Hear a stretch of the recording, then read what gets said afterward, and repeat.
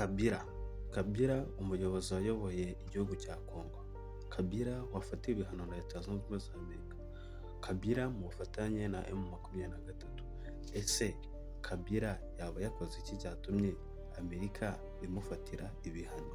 Kabila yafatiwe ibihano na Leta Zunze Ubumwe za Amerika zimushinja yuko afatanya n'umutwe witwaje intwaro wa M23, aho bavuga yuko umutungo wiwe awukoresha agura intwaro ndetse anafasha kubaho uyu mutwe witwaje intwaro wa M23.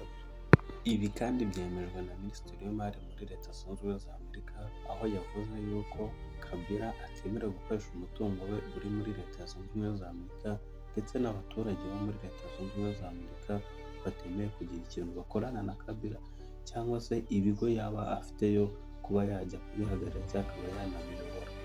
Ibi kandi Leta ya Congo yabyishimiye, aho umuvugizi wa Leta ya Congo Patrick Muyaya yatangaje ku rubuga rwe rwa X yuko iki ari igikorwa cy'ingenzi kandi kigaragaza gukuraho umuco wo kudahana ndetse no kubaha ubusugire bw'igihugu cya Repubulika Demokarasi ya Congo.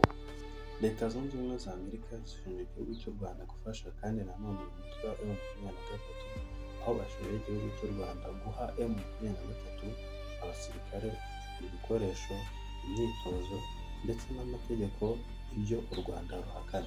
Ndetse no mu ntangiriro zo mu kwezi kwa gatatu uyu mwaka, igihugu cya Leta Zunze Ubumwe za Amerika cyafatiye u Rwanda ibihano bamwe mu basirikare babyo, ndetse harimo n'umujenerali mukuru cyangwa se umugaba mukuru w'ingabo z'u Rwanda. Uyu mugabo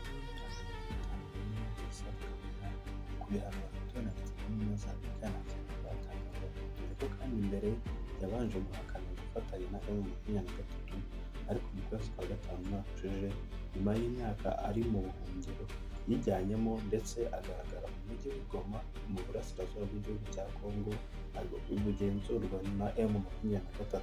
Joseph Kabila wategetse igihugu cya Congo imyaka isaga 18, yavuye ku butegetsi mu mwaka w'ibihumbi 2019, ariko bwa mbere mu butegetsi bwa Congo kuva yaba mu bwigenge mu 1960, hari habayeho gutanga ubutegetsi mu mahoro nta mvururu zibayeho.